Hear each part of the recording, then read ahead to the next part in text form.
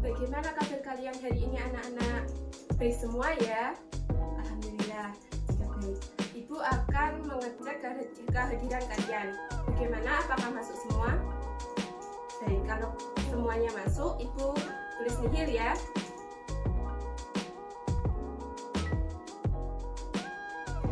Jadi hari ini kita akan belajar tentang bangun datar.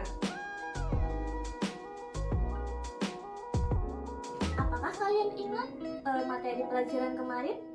Ya, betul sekali.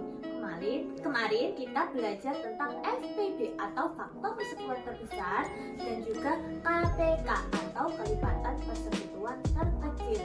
Nah, untuk hari ini kita belajar tentang bangun datar.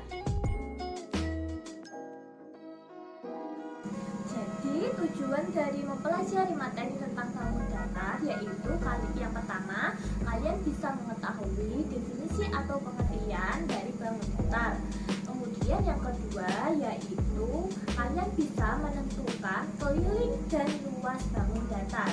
Dan yang ketiga, kalian bisa menghitung atau menerapkan cara menghitung bangun datar dalam kehidupan sehari-hari.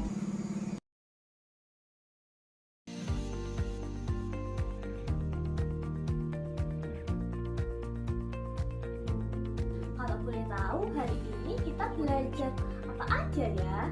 Iya, benar sekali. Hari ini kita telah belajar tentang pengertian dari bangun datar, kemudian keliling dan luas bangun datar, dan yang terakhir tentang penerapan keliling dan luas bangun datar dalam kehidupan sehari-hari.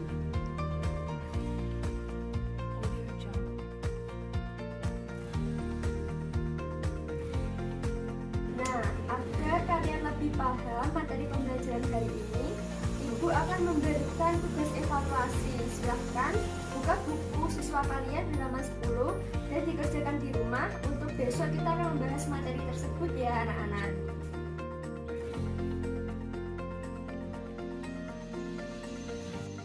Besok kita akan belajar mengenai bangun ruang.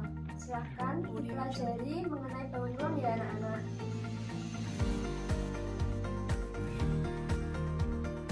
Sekian pembelajaran dari Ibu. Apabila ada kurang lebihnya mohon maaf. Wassalamualaikum warahmatullahi wabarakatuh.